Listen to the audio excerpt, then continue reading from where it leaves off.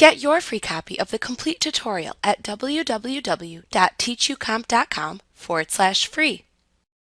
The Haze Removal tool lets you manually remove haze or fog from an image if you do not like the results produced by using the Auto Haze Removal tool.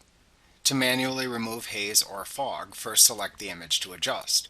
Next, select Enhance, Haze Removal from the menu bar.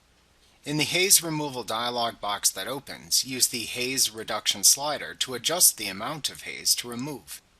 You can use the Sensitivity slider to adjust how sensitive the program is to the haze removal. You can use the Before and After toggle button to switch between the before and after views of your image. After you have removed the haze, click the OK button to apply your changes to the image. Then save your image before closing Photoshop Elements to ensure your changes are saved. Like what you see? Pick up your free copy of the complete tutorial at www.teachucomp.com/free.